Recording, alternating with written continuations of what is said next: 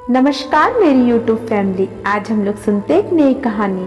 रुकिए बस रुकिए, रुकिए भैया। सड़क पर दौड़ते हुए ईशा चिल्लाए जा रही थी, पर उसकी बस निकल चुकी थी। वो अपना समूह लेकर बस स्टैंड पर लगी बेंच पर बैठ गई। आज उसे ऑफिस के लिए पहले ही देर हो चुकी थी, ऊपर से बस भी छूट गई। ईशा बस स्टॉप पर बैठी मन ही मन खुद से बतियाने लगी। अब क्या करोगी ईशू? आज ऑफिस में बॉस को जरूरी फाइल भी देनी थी। अगर ये वक्त पर ना मिली तो बहुत बड़ी डील हाथ से निकल जाएगी। सर ने कितनी उम्मीदों से मुझ पर सारी जिम्मेदारी सौंपी थी, लेकिन 2 मिनट की देरी की वजह से सब उलट पुलट हो गया। अब अगली बस का इंतजार करूंगी तो और भी देर हो जाएगी। रिक्शा तो यहाँ वैसे ही बड़ी मुश्किल से आती है। ऐसे काम करती हूँ कि प्राइवेट बस में ही चढ़ जाती हूँ। वो वैसे भी छोटे रूट से जाती है, समय पर पहुंचा भी देगी। सरकारी बस तो मैं 15 मिनट से पहले आने वाली नहीं। तब तक तो मैं आधा रास्ता पार कर चुकी होंगी। यही सही रहेगा। ईशा भी सोच ही रही थी कि बस स्टैंड पर उसके रूट पर जाने वाली प्राइवेट बस आकर रुकी। ईशा फटाफट उठी और उस बस में चढ़ने की जद्दोजहद करने लगी। मुश्किल से ही सही, पर वो बस में चढ़ गई। बस में चढ़ते ही उसने राहत की सांस ली। प्राइवेट बसों में भीड़ का तो हमेशा जमवाड़ा रहता है, क्योंकि वो छोटे रूट से जाती है और गंतव्य तक सरकारी बसों से जल्दी पहुंचती है। उससे भी बड़ी बात, उसमें किराया भी सरकारी बस से कम होता है। इसलिए कॉलेज और ऑफिस जाने वाले ज़्यादातर लोग उसमें सफ़र करते थे। लेकिन भीड़ की वजह से ऐसी बसों में महिला सवारियां कम ही सफ़र करती थी, क्योंकि इन बसों में मनचलों की भी भरमार होती थी और महिला सवारी के लिए अलग से बैठने की कोई व्यवस्था भी नहीं होती थी। ईशा खुद आज पहली बार इस बस में चढ़ी थी। वो इन सब बातों से अनजान तो नहीं थी, क्योंकि उसके साथ काम करने वाले कुछ सहकर्मी अक्सर इस बारे में बताया करती थी। लेकिन ईशा बिल्कुल निर्भीक होकर बस में चढ़ गई थी। लेकिन उस बस में खड़े होने पे भी बहुत परेशानी हो रही थी। कुछ देर ही हुई होगी कि ईशा ने महसूस किया कि बिना बस के झटकों से कोई लगातार उसे पीछे से झटके दे रहा है, उससे बार बार टकरा रहा है। ईशा ने इग्नोर करते हुए कहा, बिना कुछ बोले अपने आप को उस जगह से थोड़ा आगे कर लिया। कुछ देर बाद एक हाथ उसके कंधे से होता हुआ बस में ऊपर लगे हैंडल तक गया। अचानक हुई उस छुअन से ईशा सक पका गई। उसने पलट कर देखा तो एक 20-22 वर्ष का एक लड़का उसे बहुत ही अजीब नजरों से देख रहा था। ऐसा कुछ बोलती या समझती इससे पहले ही बस का एक हल्का सा झटका लगा, जिसका फायदा उठाकर उस लड़के ने ईशा के सीने पर हाथ लगाया। उसके बाद भी वो लड़का बाज नहीं आया और ईशा की कलाई पर हाथ फेरा। ईशा ने आव देखा न ताव और उस लड़के को एक जबरदस्त थप्पड़ रसीद किया। थप्पड़ खाने के बाद वो लड़का बहुत ज्यादा गुस्से में आ गया और जोर से चिल्लाया, ए ड्राइवर, गाड़ी रोक रोक। लड़के की आवाज सुनकर बस रोक दी। आसपास खड़े सभी लोग डर की वजह से बस के रुकते ही नीचे उतर गए। लड़के ने तैश में आकर ईशा का हाथ पकड़ा और उसे गाली देते हुए कहा, मुझे थप्पड़ मारेगी? तेरी इतनी हिम्मत? अब तू देख मैं क्या करता हूँ। लड़के ने बस में बैठी बाकी सवारियों को भी नीचे उतरने का इशारा किया और अपने मोबाइल में किसी को फोन किया। बस में मौजूद लोगों में से किसी ने भी कोई विरोध नहीं किया, ना ही कंडक्टर और ना ड्राइवर ने कुछ कहा। एक बुजुर्ग ने कुछ कहना चाहा तो उस लड़के ने उसे बस से धक्का मार दिया, जिससे उसे चोट लगते लगते बची। सब कुछ इतनी जल्दी जल्दी हो रहा था कि किसी को कुछ सूझ नहीं रहा था। अभी 3 लड़के उस बस में सवार हुए और ड्राइवर से कहा, चल बस चला। अब ये बस तब तक नहीं रुकनी चाहिए जब तक हम ना कहें। चल चला बस, और खबरदार जो कोई होशियारी की। इस शहर का नेता मेरा चाचा है, समझा? आज दिन में सुहाग रात मनाएंगे। स्पीड से चला और शहर के बाहर तक ले जा। तेरा सारा खर्चा पानी मैं दे दूंगा, समझा?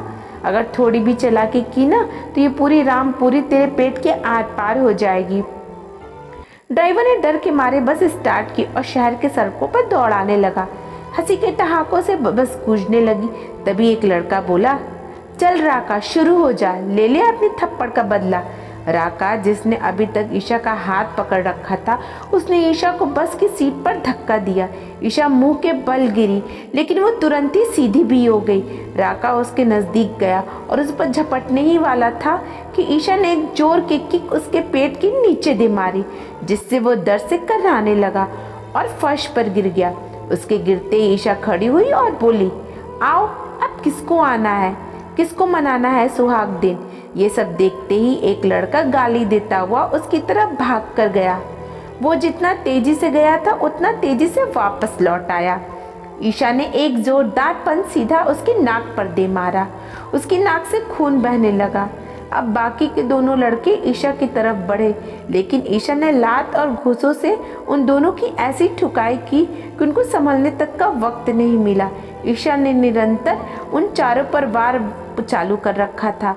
वो चारों लड़के दर्द से कर्रा रहे थे। ईशा ने कराटे में ब्लैक बेल्ट हासिल किया हुआ था, जो आज उसके काम आ रहा था। फिर ईशा ने अपने पर्स में से एक छोटी सी बोतल निकाली, जिसमें चिली स्प्रे मिर्ची का लिक्विड था। वो इन चारों के चेहरे पर उड़ेल दिया। उसने इन चारों की हालत बस से बदतर ही हो गई थी। वो चारों फर्श पर बचाओ बचाओ, पानी दो, पानी पानी चिल्लाने लगे। ईशा ने अपने ऑफिस की फाइल और पर्स लिया और ड्राइवर के पास जाकर कहा, भैया बुरा नहीं मानना, लेकिन एक बात कहूँगी, अगर मेरी जगह आपकी बेटी होती तो आप भी ऐसे ही डर कर बैठ जाते।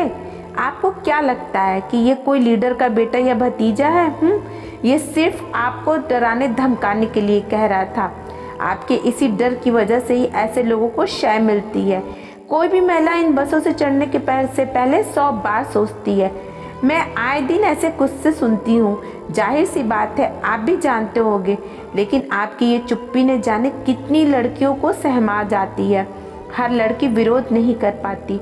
कोई चुपचाप बस से नीचे उतर जाती है तो कोई कुछ देर के छेड़छाड़ समझकर बर्दाश्त कर लेती है। अगर आप लोग साथ दें, ऐसे लोगों को बस चढ़ने से रोक दें, तो सीमित संख्या में सवारी चढ़ाएं तो मुश्किल खुद ब खुद हल हो जाओगी। मान लो आज ये लोग अपने मकसद में कामयाब हो जाते, तो क्या आप रात को सुकून से सो पाते?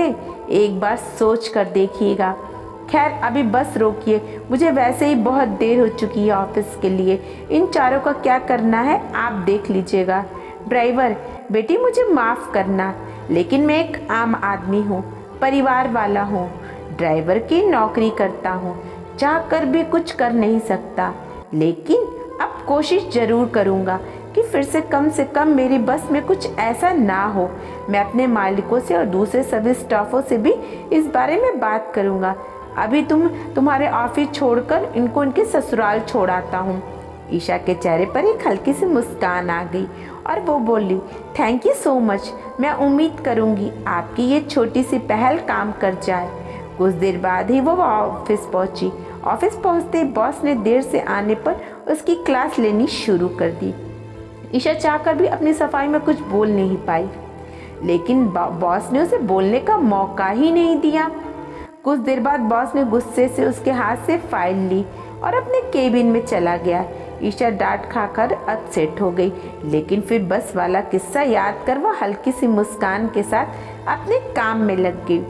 लंच टाइम में उसके साथ काम करने वाले लोगों ने जब उससे देर से आने का कारण पूछा तो ईशा ने बस वाला हादसा उन सभी को बताया, लेकिन वो सभी इस बात से अनजान थे कि ऑफिस के बॉस भी पीछे खड़े होकर उसकी बात सुन रहे थे। ईशा की बात खत्म होते ही सभी सहकर्मी ने ताली बजाकर ईशा की तारीफ की। इस पर पीछे खड़े बॉस ने कहा, well done Isha, great sir. आप, ईशा और बाकी सभी लोग खड़े हो गए। अरे बैठो सब। ईशा, तुमने ड्राइवर को और उन लड़कों को तो बहुत अच्छी सीख दी, लेकिन एक सीख उन सभी लड़कियों को भी दो जो ऐसी छेड़छाड़ को चुपचाप सह लेती हैं। हमारे स्टाफ की कुछ लड़कियां भी इसमें शामिल हैं। इन सभी को भी कराटे और सेल्फ डिफेंस की कुछ ट्रिक सिखा दो, ताकि ऐसे हादसों पर रोक लग सके।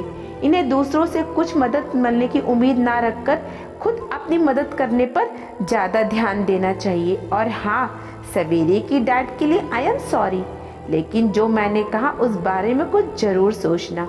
जी sir, thank you so much. मैं इस बारे में कुछ तो ज़रूर सोचूंगी। बॉस वहाँ से मुस्कुराते हुए वहाँ से चले गए। सभी सहकर्मी ईशा की तारीफ करने लगे, लेकिन ईशा अपने अगले प्लान कराटे क्लास के बारे में सोचने लगी। ईशा कोई बहुत बड़ी सेलिब्रिटी तो नहीं थी, लेकिन उसने जो किया वो बहुत कम महिलाएं कर पाती हैं। हमें ज़रूरत है ऐसी महिलाओं की जो चुपचाप सब सहन करने की बजाय आवाज़ उठाएं, अपनी मदद खुद करें, सरकार से समाज से मदद लेने की राह ना देखें। अगर कुछ गलत हो रहा है तो उसे डटकर उसका सामना करें, डरकर दुबककर खामोश ना रहें। अपने आत्मसम्मान की रक्षा आप खुद करें। दोस्तों, कितनी सीख वाली कहानी थी ये। अगर इस कहानी ने आपके दिल को छुआ है तो सभी दोस्तों के साथ शेयर करें और हमारे चैनल को सब्सक्राइब कर लीजिएगा। धन्यवाद।